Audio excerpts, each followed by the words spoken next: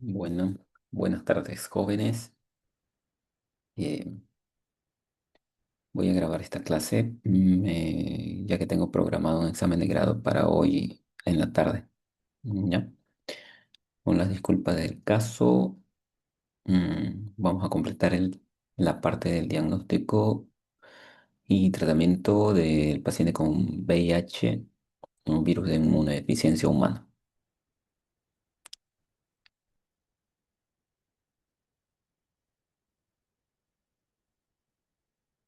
Vamos a empezar.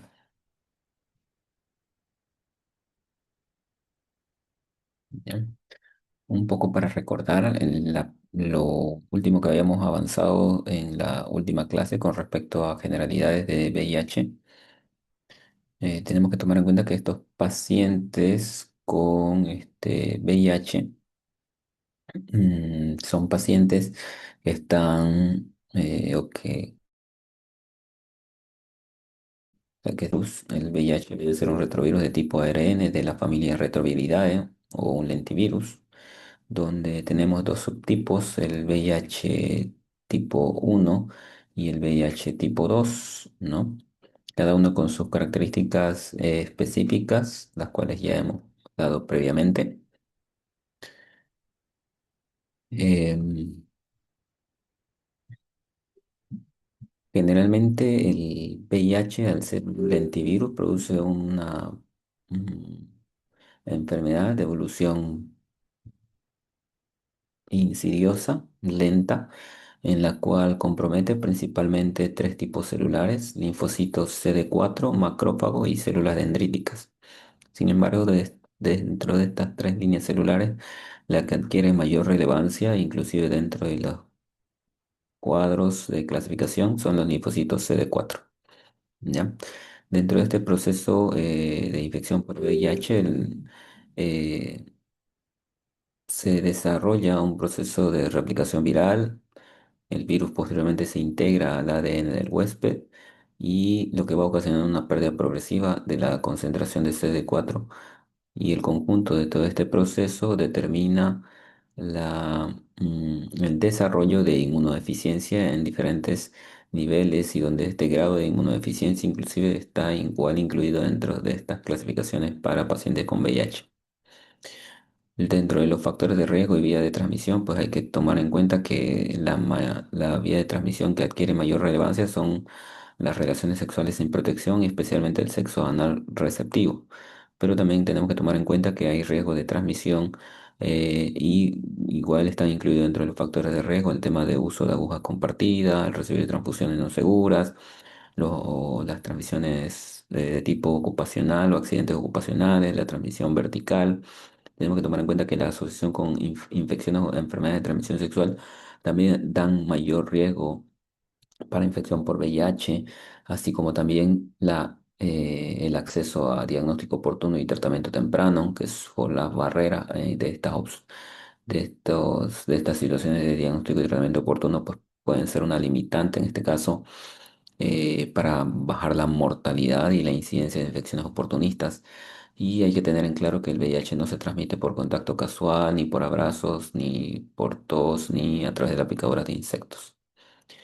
Dentro de la parte de la epidemiología, tenemos que tomar en cuenta que la incidencia de VIH pues es elevada, ¿no? Básicamente casi 41 millones de personas viven con VIH en el mundo, de las cuales 1,3 millones de personas van adquiriendo nuevas infecciones oportunistas cada año.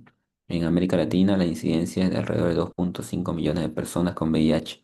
Si bien con el ajuste del tratamiento antirretroviral, la mejoría de la disponibilidad del tratamiento y los nuevos avances en el diagnóstico, pues la mortalidad ha disminuido sustancialmente. Sin embargo, eso no va acompañado de una disminución en la incidencia de infecciones oportunistas. La clasificación clínica básica divide al paciente con VIH en tres fases. La fase aguda, que abarca las primeras 4 semanas, que está caracterizado por un síndrome viral atípico; la fase crónica, que es la fase de latencia, que en la mayoría de las veces es una fase asintomática; Y la fase SIDA, diferenciada no solamente por el conteo de CD4 reducido, sino también por la presencia de enfermedades típicas de inmunodeficiencia severa. ¿Ya?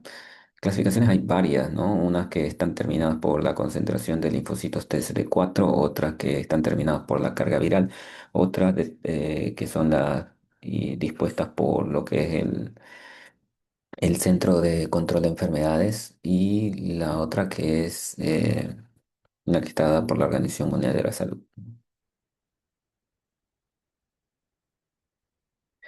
Dentro del diagnóstico es útil tomar justamente en cuenta estas clasificaciones clínicas y para desarrollar estas clasificaciones clínicas gran parte del diagnóstico para toda enfermedad, el virus del VIH no sale de ese esquema, inicia con el tema de una sospecha clínica, ¿no? Entonces, el diagnóstico del VIH pues pasa por cuatro fases, ¿no? La primera fase, que es la sospecha clínica. Segundo, determinar las formas de presentación. Tercero, las manifestaciones de alarma de acuerdo al órgano o sistema afectado. Y cuarto, la relación que tiene según la OMS, la CDC, la concentración de CD4 y la aplicabilidad clínica que tienen estas distintas clasificaciones para el tema del diagnóstico y obviamente el manejo temprano del paciente con VIH y posteriormente obviamente la confirmación laboratorial. La sospecha clínica, pues, como toda patología, parte de elaborar una buena historia clínica. La anamnesis dirigida de identificar exposición sexual sin protección, presencia o no de infecciones de transmisión sexual previas o actuales, si hay presencia o no de parejas con VIH positivo o estados serológicos desconocidos o uso de drogas intravenosas. Determinación de las exposiciones de riesgo, ya sea compartidas, transfusiones no seguras, accidentes ocupacionales o si la paciente está cursando un embarazo y hay riesgo de transmisión vertical. Clínica sugerente, bueno, el paciente con VIH generalmente cursa con un cuadro febril atípico, ¿no? Alzas térmicas no cuantificadas, es una enfermedad crónica, por lo tanto va asociado también a síndrome constitucional en el cual el paciente cursa con pérdida de peso progresiva, asociado también a síndromes diarreicos crónicos, sudoración nocturna y la presencia de adenopatías persistentes. Y los datos que deben llamar más la atención a pedir de manera obligatoria una prueba rápida de VIH, por lo menos como mínimo una prueba rápida. Y obviamente ya si sale la prueba rápida positiva, pasar al tema de las pruebas de tamizaje y las pruebas confirmatorias, que es el tema de infecciones recurrentes o inusuales, la presencia de herpes zóster recurrente, candidiasis oral frecuente y o un paciente que les llega con diagnóstico de tuberculosis y peor aún tuberculosis extrapulmonar o enfermedades de transmisión sexual asociadas, ¿no? En estos pacientes con datos de alarma es obligatorio solicitar una prueba para VIH, iniciando con el tamizaje y posteriormente con las pruebas confirmatorias. Por lo tanto, un paciente que tenga la suma de exposición de riesgo, síndrome compatible con un cuadro crónico con afectación de síndrome con afectación constitucional y signos de inmunodeficiencia que vienen a ser los procesos infecciosos recurrentes, pues clínicamente es un paciente con alta sospecha clínica de VIH y es un paciente al cual yo le voy a iniciar las pruebas de tamizaje.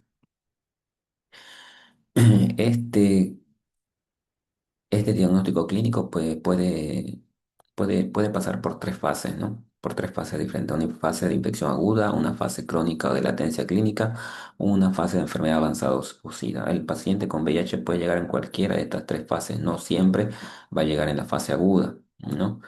Durante la fase aguda, que es la que abarca las primeras 4 semanas post-infección, pues el paciente puede cursar con cuadros febriles, cuadros de faringitis, exantema, enopatías o síntomas más inespecíficos aún como cefalea, mialgia o úlceras mucocutáneas dolorosas.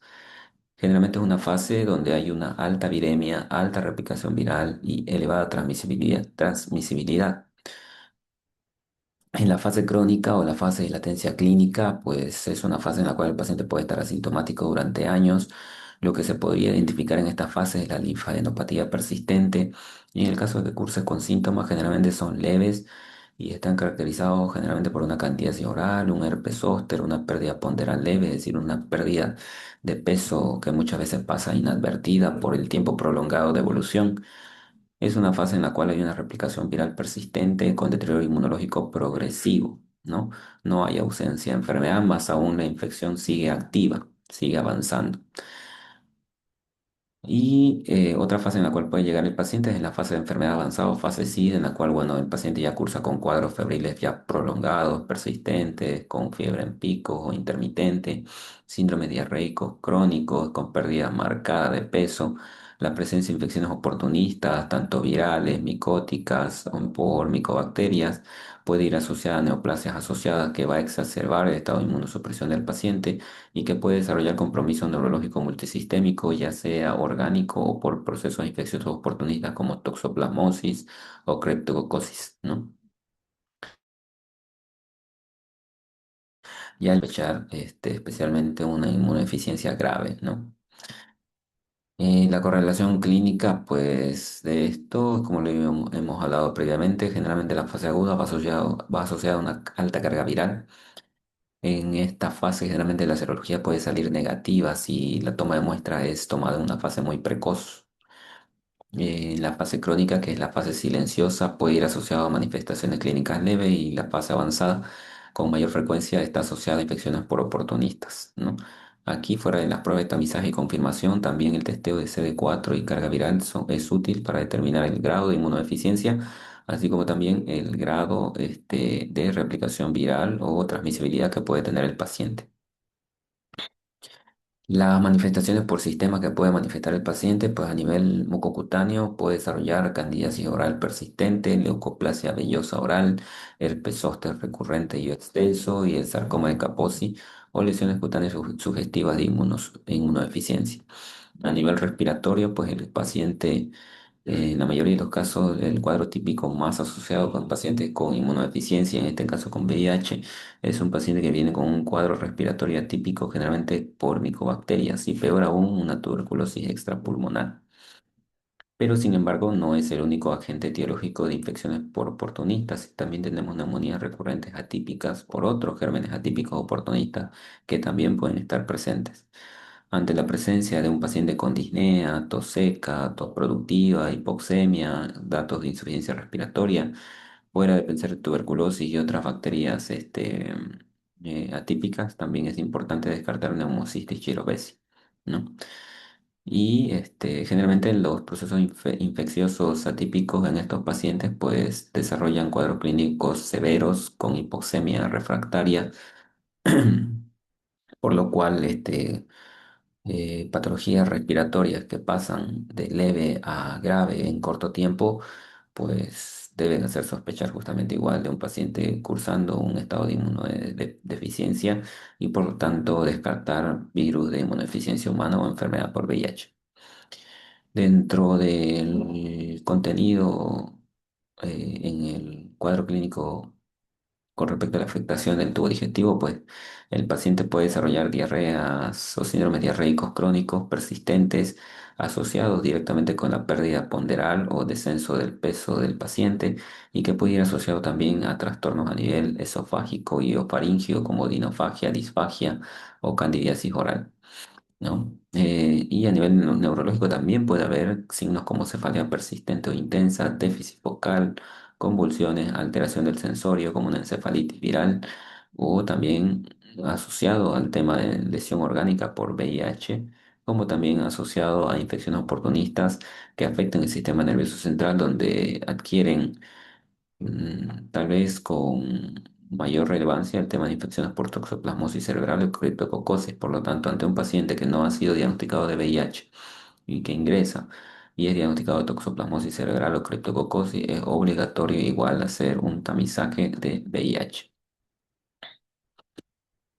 La relación del síndrome y o cuadro clínico con las clasificaciones es crucial. Hay que recordar la clasificación de la CDC que divide al paciente con VIH en tres estadios, A, B, C, de acuerdo a si el paciente está asintomático, sintomático pero sin síntomas o sin criterios de SIDA, o al paciente que ya está en etapa de inmunodeficiencia severa o fase SIDA, de acuerdo al conteo de CD4 o presencia de enfermedades oportunistas específicas. La OMS que lo divide al paciente en cuatro estadios, del 1 al 4, el estadio uno eh, o grupo 1 en el cual el paciente está asintomático, el grupo 2 en el cual el paciente presenta síntomas leves y el estadio no cuenta con criterios de SIDA, y el paciente en estadio 4 que está ya en etapa de enfermedad avanzada o fase SIDA, ¿no? Y las otras clasificaciones de acuerdo a la concentración de CD4 que va, donde la concentración de CD4 es inversamente proporcional al grado de inmunodeficiencia. Es decir, que mientras más baja sea la concentración de CD4, mayor el grado de inmunodeficiencia del paciente y por lo tanto mayor el riesgo de infecciones por oportunistas. El punto de corte crítico es menor a 200 células por microlitro, que viene a ser el corte para catalogar al paciente dentro del grupo SIDA y también que va asociado obviamente a la identificación de pacientes con inmunodeficiencia grave. Las pruebas confirmatorias y pruebas de tamizaje. Hay que tomar en cuenta que cuando hablamos de pruebas de tamizaje y pruebas confirmatorias estamos hablando de dos tipos de pruebas. A nivel local, bueno, las pruebas de tamizaje que tenemos son los inmunoensayos de cuarta generación que me testean los antígenos P24 o anticuerpos para virus de inmunodeficiencia humana tipo 1 y 2. Luego de las pruebas de inmunoensayo también tenemos la prueba rápida, ¿no? Este, en estos casos las pruebas de tamizaje es más que todo, tienen alta sensibilidad pero poca especificidad. Son utilizadas en las primeras fases después del diagnóstico clínico con la búsqueda de detectar aquellos pacientes con alta probabilidad de enfermedad por virus de inmunodeficiencia humana. Y por otro lado, las pruebas confirmatorias, valga la redundancia, están dirigidas a confirmar a aquellos pacientes que habiendo tenido alta sospecha, están cursando enfermedad por VIH y por lo tanto determinan el diagnóstico definitivo de estos pacientes. Estas pruebas laboratoriales confirmatorias son elegidas más que todo por su especificidad, más que por su sensibilidad. Y dentro de estas tenemos pues los inmunoensayos de diferenciación para diferenciar entre qué tipo de VIH inclusive es. Y como segunda línea, pues tenemos el tema del testeo de PCR de VIH o detección de ARN de virus de inmunodeficiencia humana o test de ácidos nucleicos para VIH. Y el tercera línea, que es el Western blot, que es una prueba confirmatoria que ha sido usada de manera clásica durante años, sin embargo que hoy en día ya no se usa de manera frecuente. Entonces, dentro del tamizaje y confirmación, de diagnóstico de VIH, pues tenemos como paso uno el tamizaje inicial reactivo que se lo haríamos ante un paciente con alta sospecha clínica, de acuerdo a la fase que se encuentre en el diagnóstico clínico, ojo, diagnóstico clínico, ¿no? Si ya sea fase aguda, fase crónica o latente o fase SIDA, ¿no? En el cual yo y como primera prueba le realizaré cualquiera de estos test de tamizaje. Ya de alguno de estos test pasaría a una prueba suplementaria o confirmatoria, que va dirigida a confirmar infección por VIH, va dirigida a diferenciar entre tipo 1 tipo 2. Estas pruebas confirmatorias, que son pruebas de inmunoensayo de diferenciación, pueden salir en otros casos negativas o con resultado indeterminado, que en estos casos, ante prueba de tamizaje positiva con prueba confirmatoria de tipo inmunoensayo de diferenciación negativa o indeterminado, pues pasaríamos al paso 4 que es el test de ácidos nucleicos o el PCR para VIH, que va dirigido a detectar ácidos nucleicos virales útiles en infección aguda, resuelve resultados discordantes justamente en los cuales el tamizaje sea positivo y la primera prueba confirmatoria salga negativo, y en el caso del test de ácidos nucleicos para VIH positivo, pues confirma la infección aguda por VIH.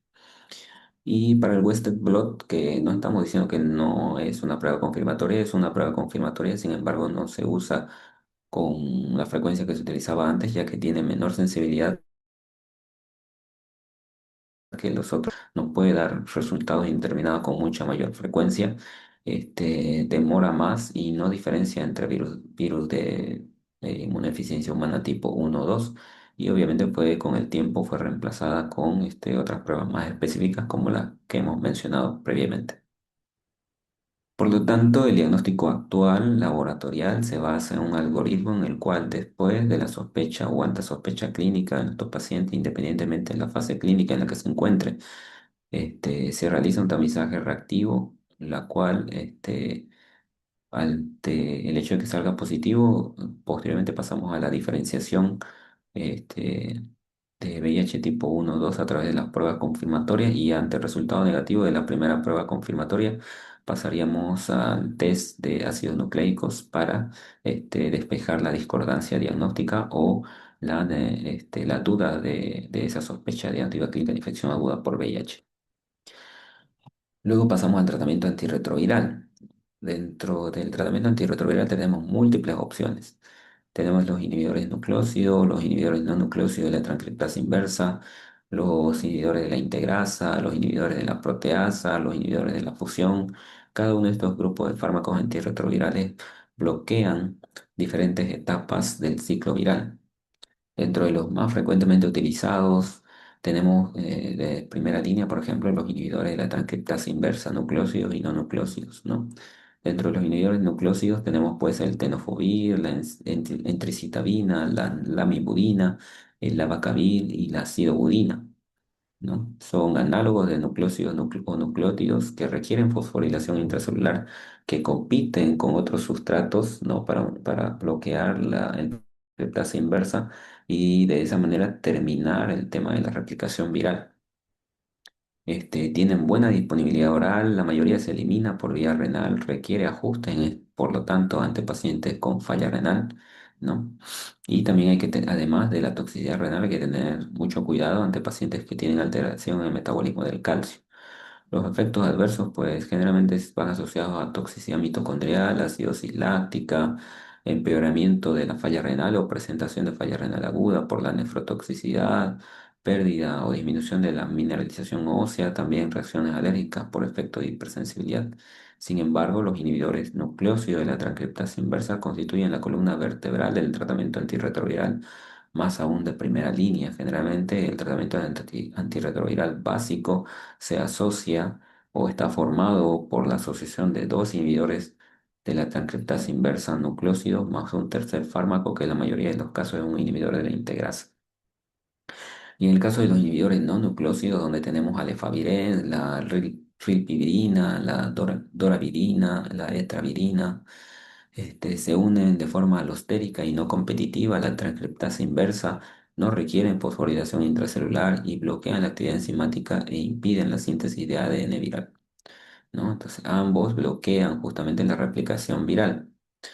En el caso de los inhibidores no nucleócidos, pues tienen un metabolismo principalmente hepático, entonces antes de ser nefrotóxicos son hepatotóxicos. Actúan predominantemente a nivel de la enzima CYP450, tienen múltiples interacciones, tienen una vida media relativamente prolongada, la mayoría de estos inhibidores no nucleócidos de la transcriptasa inversa. Los efectos adversos de estos fármacos generalmente, como dijimos previamente, la hepatotoxicidad, el rash cutáneo y otras reacciones alérgicas, mareos, insomnios, efectos neuropsiquiátricos, ¿no? Y tienen en relación a diferencia de los inhibidores nucleócidos, los inhibidores no nucleócidos tienen alto riesgo de fracaso terapéutico. Si bien tienen menor barrera genética, este, tienen mayor riesgo de hepatotoxicidad y no se sugieren ante CD4 mayores a 200 o cargas virales menores a 100.000. Luego pasamos a los inhibidores de la integrasa,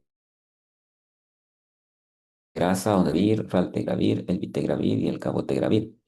Generalmente estos fármacos como efectos secundarios tienen náuseas, cefalea, insomnio, aumento de peso en algunos pacientes, pueden alterar el tema de la función renal sin que esto implique un daño en la estructura del riñón como tal, pero sí pueden alterar el filtrado glomerular y en general tienen buena tolerancia. Como su nombre mismo lo indica, inhiben la integrasa y de esa manera impiden la replicación del VIH. ¿no? Tienen excelente biodisponibilidad oral, ¿no?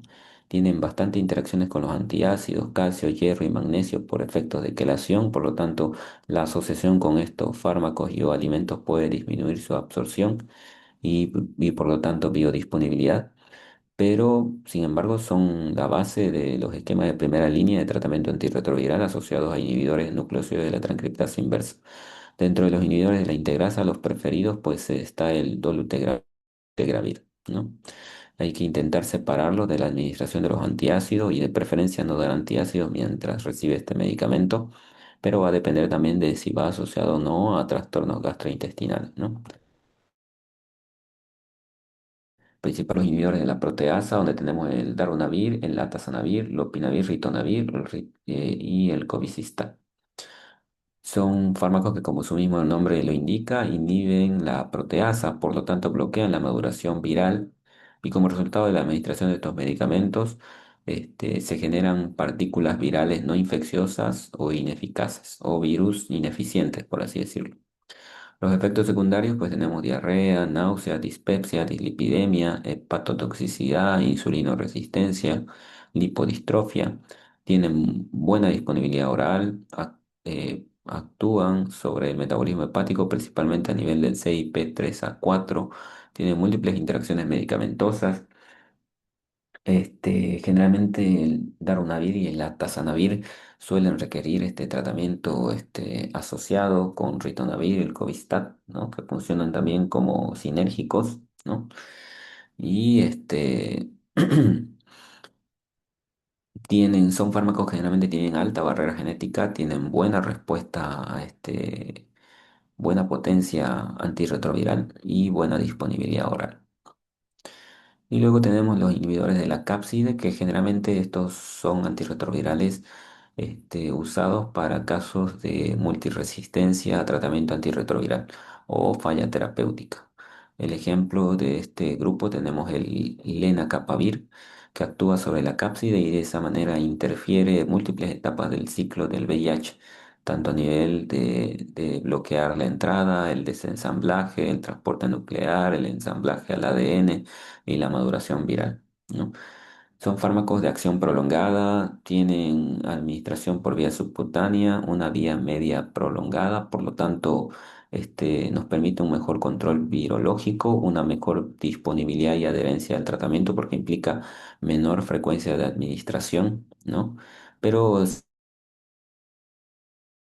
sin embargo, hay que tener cuidado de las reacciones sobre el lugar de la punción, si es administración subcutánea, los efectos de náusea o diarrea, cefaleas. Sin embargo, en general tienen buena adherencia, tolerabilidad y biodisponibilidad farmacológica. No se usan como monoterapia, son una opción más que todo multiresistencia o fracaso terapéutico a la primera línea.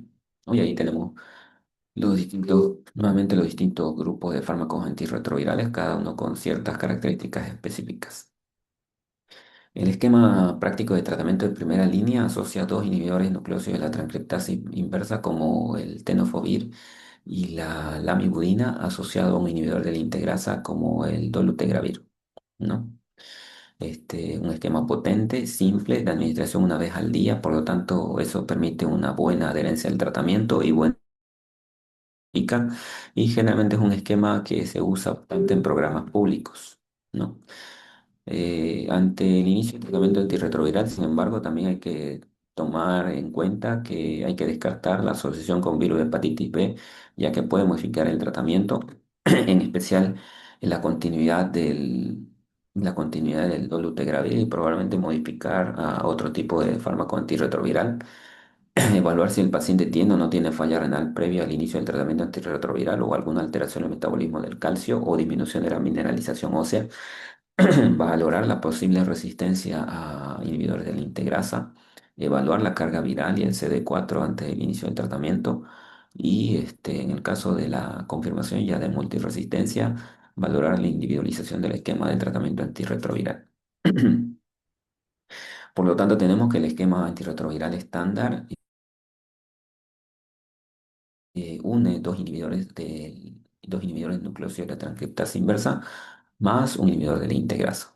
La elección final obviamente va a depender de la carga viral, la concentración de CD4, si el paciente tiene virus de hepatitis B positivo o negativo, la función renal, el filtrado glomerular, si el paciente o la paciente en este caso está cursando una gestación, las interacciones con otros fármacos, la resistencia o no a fármacos antirretrovirales, la disponibilidad o no del medicamento que querramos elegir y la adherencia al tratamiento que va a depender obviamente siempre y cuando menor sea la frecuencia de la administración del fármaco, mejor la adherencia al tratamiento por parte de nuestros pacientes. A nivel Bolivia, pues el esquema de tratamiento más sugerido, pues hasta el 2017 era el tenofovir más lamivudina más efavirenz. Actualmente ese esquema fue modificado cambiando el efavirenz por el dolutegravir, que viene a ser el esquema alineado a las guías de la OMS y de la OPS. Tiene mayor potencia y mejor barrera genética. Las situaciones especiales pues va a depender de si el paciente es o no es hepatitis B positivo o negativo. En el caso del virus de hepatitis B positivo se sugiere mantener el tenofovir, ¿no? Pero sin embargo se sugiere cambiar el dolutegravir. En los casos de falla renal u ósea se prefiere evitar justamente el tenofovir que va asociado a alteración de la función renal y a nefrotoxicidad. Y en los casos de tuberculosis, embarazos y otras interacciones, pues se tendrá que individualizar el tratamiento. Revisar la adherencia al tratamiento y la carga viral, considerar el fenotipo si es disponible y evaluar eh,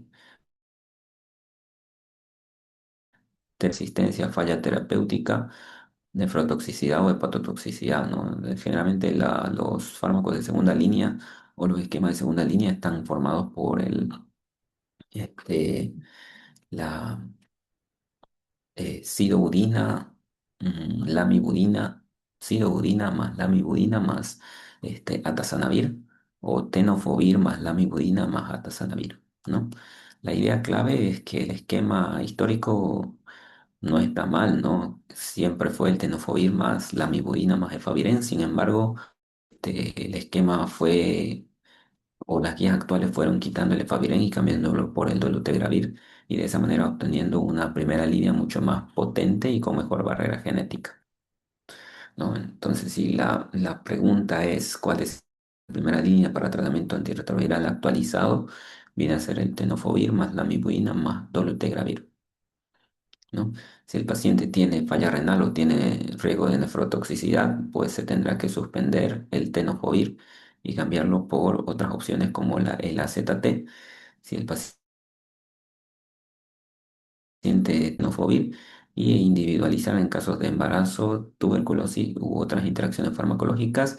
Y en caso de falla a la primera línea o multiresistencia, pues la segunda línea está formada igual por dos este, fármacos nucleósidos de la transcriptasa inversa como el AZT, el 3TC, asociado al atazanavir, como es un inhibidor de la proteasa, o el tenofovir más el 3TC más el atazanavir, ¿no? Entonces, ante ausencia de inhibidores de la integrasa, pasamos a inhibidores de la proteasa, ¿no? Entonces, como primera línea tenemos los fármacos previamente mencionados que generalmente se prefiere ya que tienen mayor potencia, mejor tolerabilidad, alta barrera genética y la sugerencia es siempre individualizarlo de acuerdo a los antecedentes de falla renal, presencia o no de virus de hepatitis B, embarazo, tuberculosis. Eso es todo. ¿Ya? Espero se pueda haber comprendido el tema. Les voy a enviar les voy a enviar la grabación del tema. Cualquier duda.